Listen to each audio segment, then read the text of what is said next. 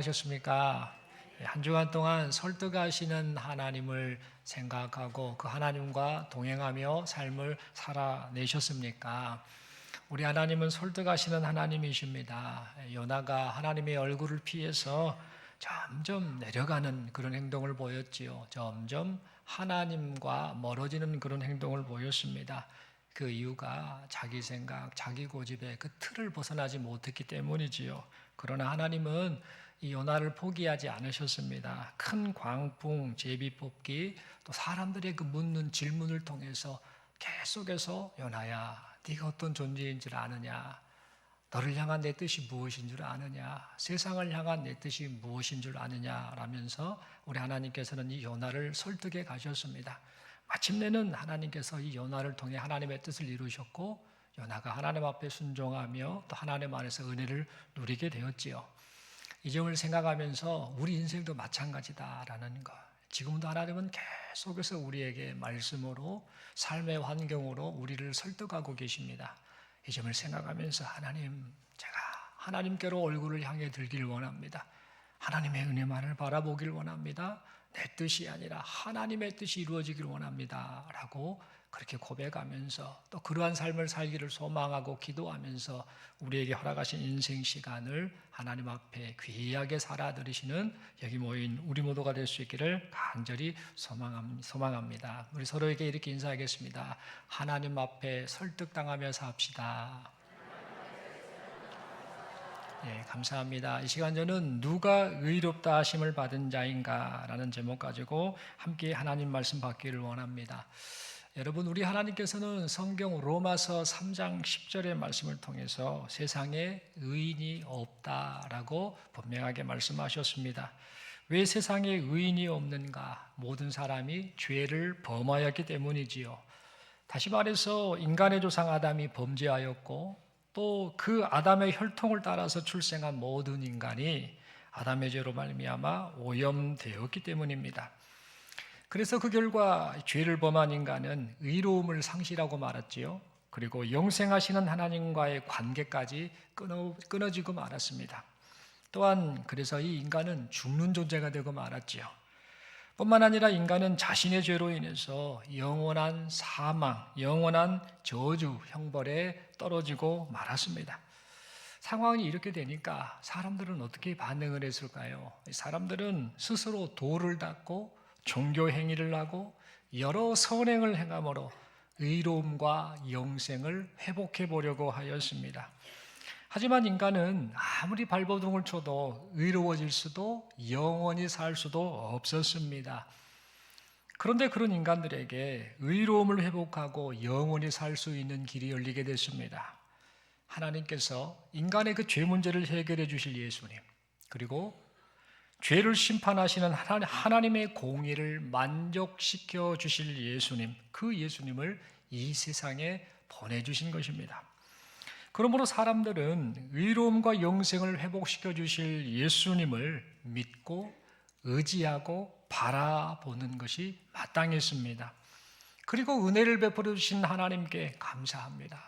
또 감사합니다. 오직 감사합니다라고 그렇게 고백했어야 했습니다. 그런데 여러분, 사람들은 그렇지 않았습니다.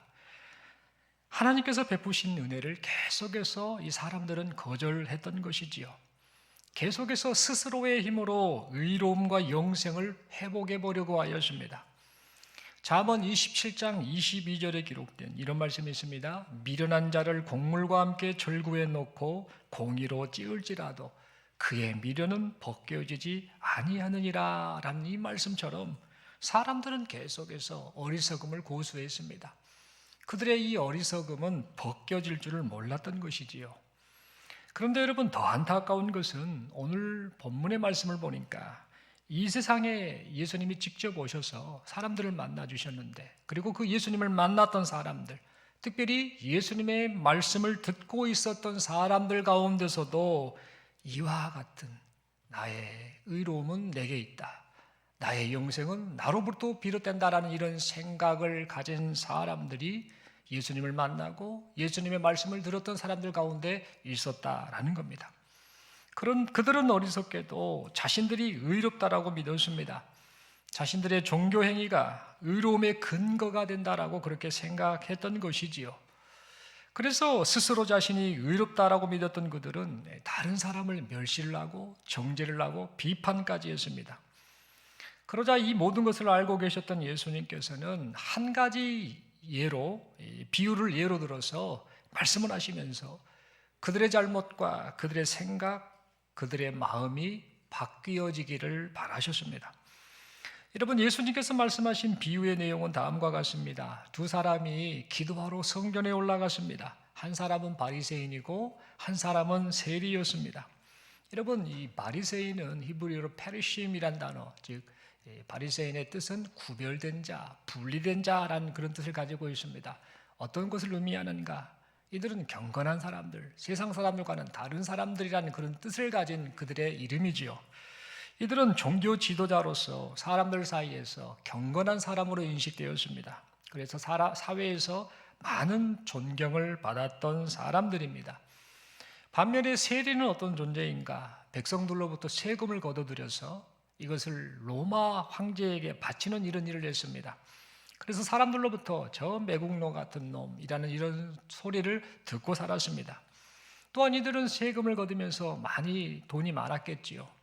그래서 그걸 가지고 악한 짓을 하고 방탕하게 살았습니다. 그들의 탐욕을 채우기에 급급했습니다.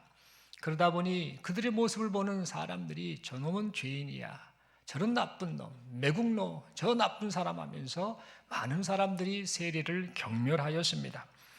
그러니까 사람들이 보기에 지금 바리새인과 세리가 기도하러 성전에 올라갔다라고 하는 것은 뭐냐? 의로운 사람 한 명, 사람들이 보기에 의로운 사람 한 명과, 즉 바리새인이죠, 사람들이 보기에 불의한 사람 세리, 이 한 명이 동시에 지금 기도하러 성전에 올라갔던 것입니다. 성전에 올라가자 이 바리새인은 기도를 하는데 어떻게 했는가? 서서 따로 기도했습니다.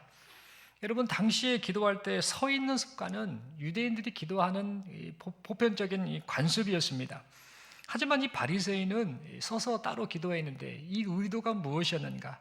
자신의 행동을 돋보이게 할 목적으로 눈에 띄는 장소에서 따로 서서 기도를 했던 겁니다. 그러면서 이렇게 기도를 합니다. 자신이 토색이라는 말은 남의 것을 약탈하는 것을 의미합니다. 그리고 불의는 뭡니까? 부정한 방법으로 이익을 취하는 것을 말합니다. 그리고 간음은 여러분 잘 알고 계시죠? 이런 행동을 하지 않음을 감사해요라고 하나님께 기도했습니다. 또한 저 세리와 같지 않음도 감사해요라고 하면서 하나님 앞에 이 바리새인은 그렇게 기도를 하였습니다. 이 바리새인은 하나님께 기도한다고 하면서 진실된 회개 고백은 하지 않고 시종일관 무엇을 했는가? 자화자찬만 합니다. 자기 잘났다라고 하면서 은근슬쩍 자기의 의를 드러냈던 것입니다. 그런데 그의 자화자찬은 여기서 끝나지 않습니다. 그는 자신이 일주일에 2번씩 금식하고 있습니다 라는 그런 기도를 하나님께 드렸습니다. 하나님 앞에 자랑을 하는 것입니다. 당시에 이 경건한 사람들은 보편적으로 일주일에 2번, 월요일과 목요일에 금식을 했다라고 합니다. 그러니까 일주일에 2번씩 금식을 했다라고 하는 이 바리새인 역시 경건하고 의로운 사람으로 보이기에 부족함이 없었습니다. 여러분, 이 바리새인은 자신의 11조 생활도 자랑을 합니다. 11조가 뭡니까? 11조는 하나님의 주인 되심을 고백하는 신앙행위이지요. 그래서 당시에 유대인이라고 한다면 누구나 이렇게 하나님 앞에 드렸습니다. 오늘날도 마찬가지지요.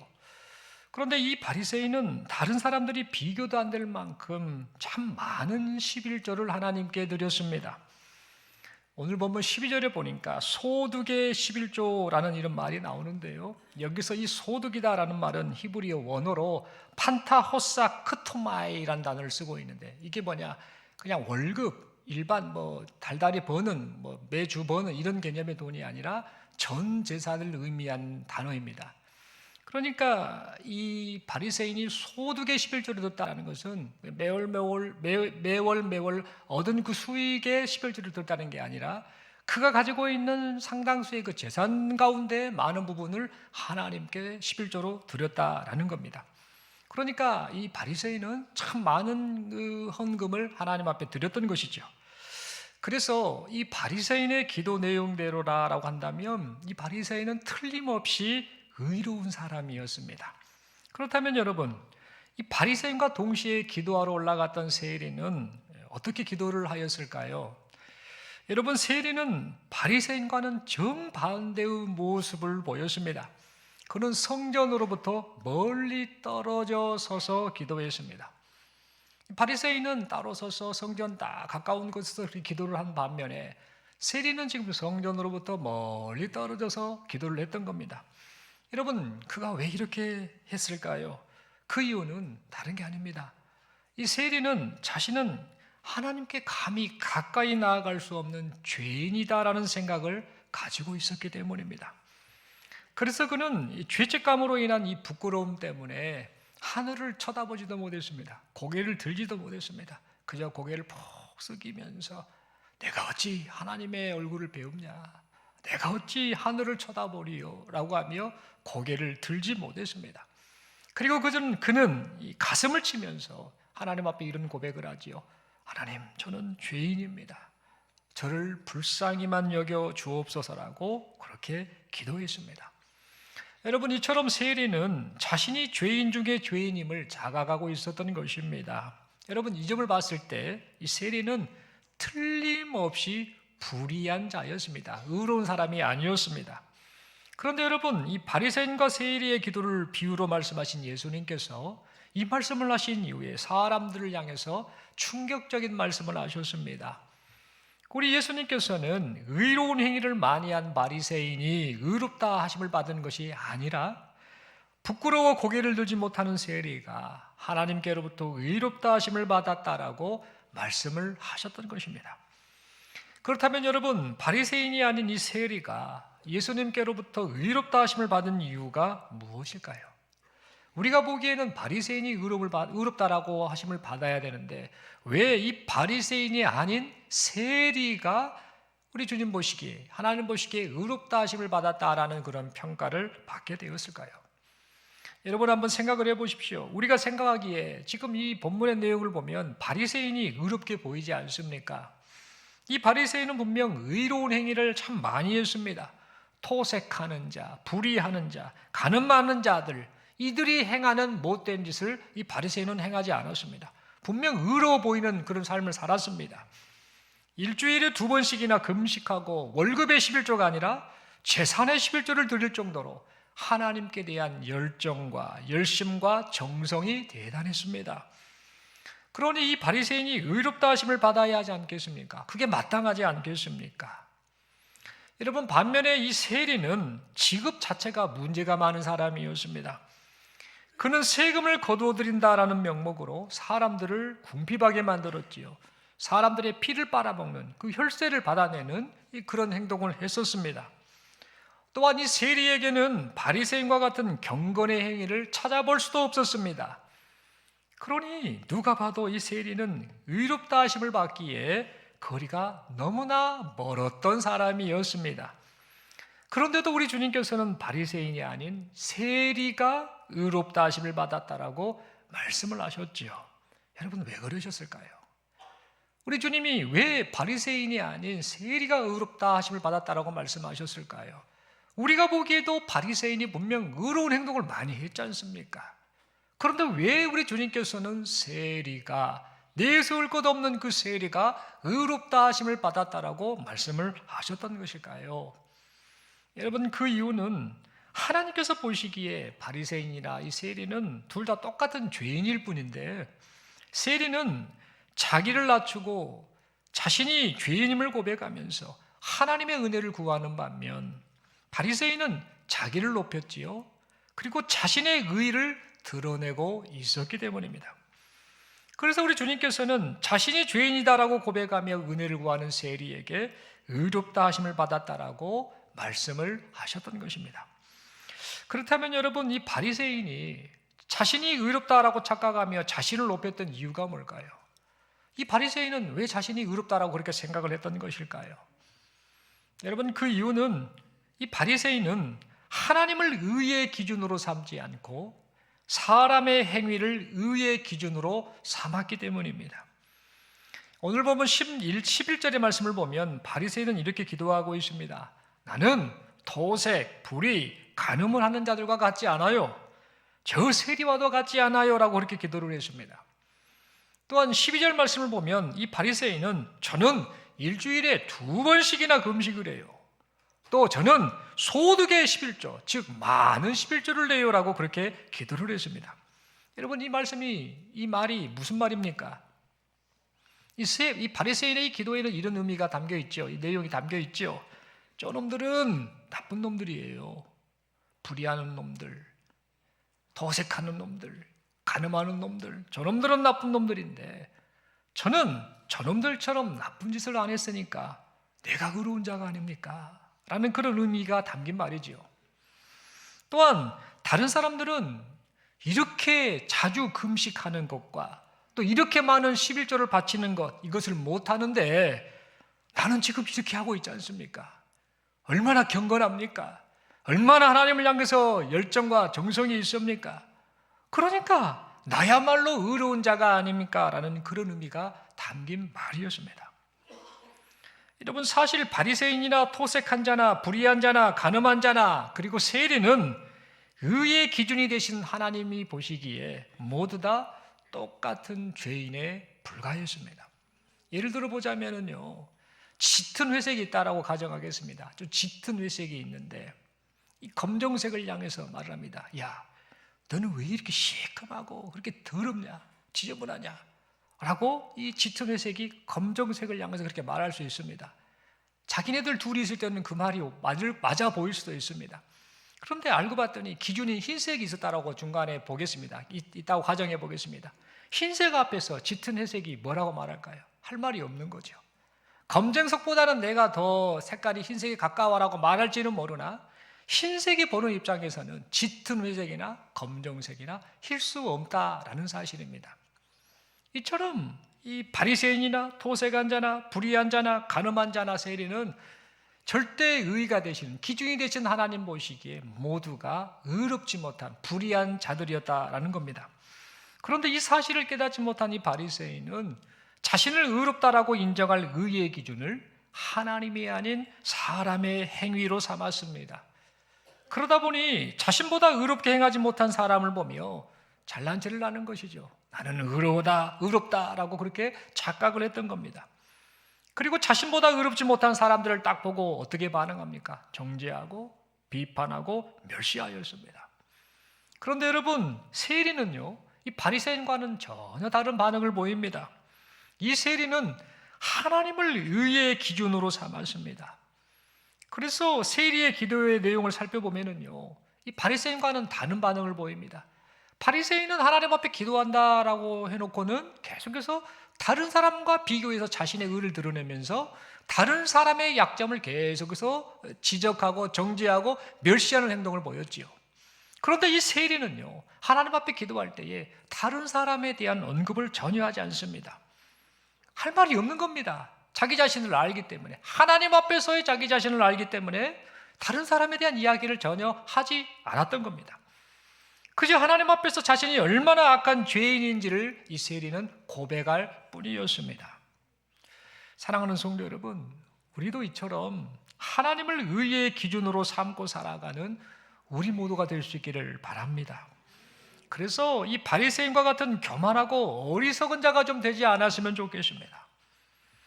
여러분, 기독교인 철학자 키에르케고르, 제가 자주 인용하는 말입니다만, 이 키에르케고르는 어떤 말을 했는가? 우리 자신이 하나님 앞에 선 단독자라는 사실을 잊지 말자라는 말을 남겼습니다. 우리가 하나님 앞에 선 단독자이다. 하나님 앞에서 살고 있고 하나님이 들으시고 하나님이 보고 계시고 하나님이 판단하신다. 절대 의의 기준 되신 그 하나님이 우리를 보고 계신다라는 그 마음을 품고 하나님 앞에 선 단독자로 살자라는 그런 말을 했습니다. 여러분, 그러므로 하나님 앞에 내가 서 있다라는 사실을 생각하면서 세리와 같은 심정으로 오직 하나님만을 의의 기준으로 삼고 하나님의 긍휼히 여겨주심만을 바라는 우리 모두가 될 수 있길 바랍니다. 여러분, 성숙한 신앙이 뭘까요? 성숙한 신앙. 여러분, 성숙한 신앙이란 돌을 닦듯이 어느 정도 경지에 오르는 것을 말하지 않습니다. 만약에 성숙한 신앙이 돌을 닦아서 수준이 올라간다라고 생각하고 신앙생활한다라고 한다면 이것은 출발을 지금 잘못한 신앙생활이다라고 말씀드릴 수 있습니다. 여러분, 성숙한 신앙이란 살아가면 살아갈수록 내가 죄인이구나, 하나님 앞에 드릴 말씀이 없구나, 하나님 앞에 고개를 들 수가 없구나, 내가 어찌 하늘을 쳐다보리요, 내가 어찌 하나님한테 무슨 말을 하리요 라고 하며 내가 죄인이구나, 하나님 저를 불쌍히만 여겨 주옵소서라고 고백하는 것, 그 사실을 깨달은 것, 점점 더 살아가면 살아갈수록 그것을 깨닫고 그 고백을 하며 살아가는 것, 이것이 바로 성숙한 신앙의 모습입니다.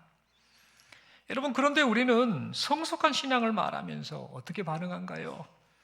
신앙의 경험과 지식과 수고가 쌓이게 되면 어떤 착각을 하느냐면 내가 의인이야, 내가 의로워졌어 라고 하면서 그렇게 착각을 하며 살 때가 많다라는 겁니다. 그래서 스스로 의인이라고 착각을 하다 보니까 자신이 보기에 의롭지 못한 사람을 보면은요, 나타내는 반응이 뭐냐? 정죄를 하지요, 비판을 하지요, 멸시를 하지요. 이런 행동들을 서슴없이 하게 되더라는 겁니다. 여러분, 교회를 오래 다니고 신앙생활을 오래 하면 점점 성숙해져 가야 되는데 지금 오히려 성숙한 신앙이 돌을 닦듯이 뭔가 높은 수준의 경지까지 오르는 것이다라고 생각을 했는데 알고 보면 그것이 성숙한 신앙이 아니라 내가 죄인이다라는 것, 내가 악하다라는 것을 점점 깨달은 것이 성숙한 신앙이지 않습니까? 그런데 이것을 생각하지 못하고 우리가 계속해서 이런 잘못된 행동을 하고 있다라고 한다는 것은 우리가 지금 점점 미숙한 신앙으로 가고 있는 것은 아닌가라는 우리 자신에게 질문을 해보도록 만든다라는 겁니다. 여러분, 이러한 모습은 오늘 본문에 등장하는 바리새인을 그대로 닮아버린 모습이지요. 여러분, 그러므로 나는 죄인입니다, 불쌍히만 여겨주옵소서라고 기도하는 이 세리의 심정을 가지고 살아가는 우리 모두가 될 수 있기를 바랍니다. 사람의 행위를 의의 기준으로 삼아서 다른 사람과 비교하면서 나는 저 사람보다 의롭다라는 그런 착각하는 그런 어리석은 자가 되지 말고 의의 기준이 되신 하나님 앞에서 저는 고개를 들지 못하겠습니다, 저를 불쌍히만 여겨주옵소서라며 겸손히 자신을 낮추며 하나님의 은혜만을 구하며 살아가시는 우리 모두가 될 수 있기를 바랍니다. 사랑하는 성도 여러분, 한 가지 예화를 끝으로 설교를 마치고자 합니다. 여러분, 수술을 할 때에 고통 없이 수술을 할 수 있게 된 것이 마취제가 발견되기 때문이죠.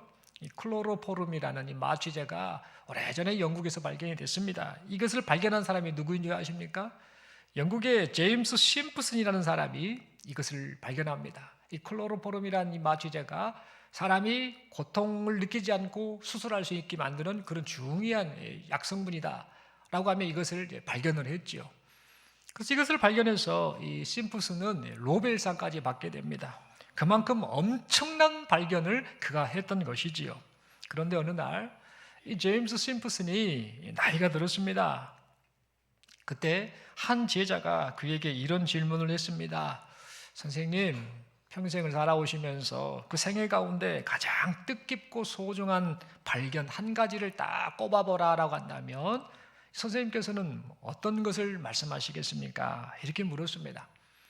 이 학생은 이 질문을 했던 이유가 뭐냐면 이 심프슨 이 선생이 이분이 내가 평생을 살아오면서 노벨상을 받게 된 그 마취제, 이 클로로포름이라는 이것을 발견한 것, 이것이 바로 내 생애에 있어서 가장 소중한 가치 있는 발견이야 라고 그렇게 말을 할 것을 기대했습니다. 그런데 이 학생의 생각과는 달리 심프슨이 이렇게 말을 합니다. 나의 생애에 있어서 가장 소중한 발견은 내가 죄인이라는 사실, 그리고 예수님이 죄인된 나를 구원해 주신 구원자다라는 사실, 이것을 발견한 것이요 라고 그렇게 대답했다라고 합니다. 사랑하는 성도 여러분, 이처럼 우리도 우리 자신이 죄인이다라는 사실을 발견하는 우리 모두가 될 수 있기를 바랍니다. 그리고 아무리 몸부림을 쳐도 의로워질 수 없는 나를 의롭게 해주실 분은 오직 예수님밖에 없다라는 사실 역시 발견하는 우리 모두가 되시길 바랍니다. 그리하여서 예수 그리스도로 말미암아 의롭다 하심을 받고 주의 은혜로 말미암아 영원한 생명을 누리며 살아가시는 여기 모인 우리 모두가 될 수 있기를 간절히 소망합니다. 우리 서로에게 이렇게 한번 질문 한번 해보겠습니다. 누가 의롭다 하심을 받은 자입니까? 설교를 통해서 답을 다 들으셨습니다만 딱 한 문장으로 답을 또 서로에게 다시 한번 또 말씀해 주시겠습니다. 이렇게 인사하겠습니다. 자신이 죄인임을 고백하는 자입니다. 한 번 더 서로에게 손을 내밀며 이렇게 말합니다. 오직 예수님만 의지하는 자입니다. 사랑하는 성도 여러분, 이 말씀을 통해서 다시 한번 결단이 있었으면 좋겠습니다. 사람의 행위를 의의 기준으로 삼지 말고 죄를 심판하시는 하나님, 이 하나님을 의의 기준으로 삼고 살아갈 수 있기를 바랍니다. 그리고 우리가 하나님 앞에 선 단독자다라는 사실을 잊지 않고 살아갈 수 있길 바랍니다. 여러분, 이것을 꼭 마음에 새기고 이것을 생각하며 인생을 살아가면 어떤 일이 발생할까요? 오늘 본문에 등장하는 이 바리새인처럼 자기 의에 빠져서 다른 사람을 멸시하겠습니까? 정죄하겠습니까? 비판하겠습니까? 그렇지 않습니다. 하나님 앞에 고개도 못 드는데 내가 무슨 말을 하리요? 라고 그렇게 생각하며 겸손하게 자신을 낮추지 않겠습니까? 그리고 세리와 같은 겸손한 심정으로 하나님의 긍휼을 구하면서 그 결과 하나님께로부터 네가 의롭다 하심을 입었다라는 이런 말씀을 듣는 인생이 되지 않겠습니까? 그러므로 이 사실을 생각하면서 하나님 앞에 우리 자신이 어떤 존재인가를 다시 한번 생각하고 또 하나님 앞에 내가 감히 기도하고 나아갈 수 있는 유일한 그 조건은 우리 주 예수 그리스도의 공로 때문이다라는 사실을 잊지 말고 예수님 더 의지하면서 겸손한 마음으로 하나님 앞에 허락하신 이 인생 시간을 귀하게 살아드시는 우리 모두가 될 수 있기를 간절히 소망합니다. 기도드리겠습니다. 하나님 아버지 감사합니다. 말씀 받았습니다. 우리가 죄인입니다. 우리가 의롭지 못합니다. 감히 하나님 앞에 고개를 들지 못하고 할 말이 없습니다. 또 바리새인처럼 자기를 자랑하거나 또 다른 사람들을 멸시하는 이런 행동을 감히 보일 만한 그런 존재가 우리가 아닙니다. 우리는 죄인일 뿐이오니 우리를 불쌍히 여겨주시고 세리의 심정으로 하나님 앞에 겸손하게 우리 자신을 낮추고 우리를 의롭다라고 해주시는 그 공로를 또 베풀어 주시는 우리 주 예수 그리스도만을 바라보며 살아가는 우리 모두가 되게 하여 주시옵소서. 그리하여서 우리를 통해서 많은 사람이 위로받고 새 힘을 내고 또 우리를 통해서 주변의 많은 사람들이 하나님께로 돌아오는 구원의 역사가 나타나게 하여 주시옵소서. 은혜 주심을 믿습니다. 감사합니다. 우리 주님 예수님 이름으로 기도드리옵나이다. 아멘.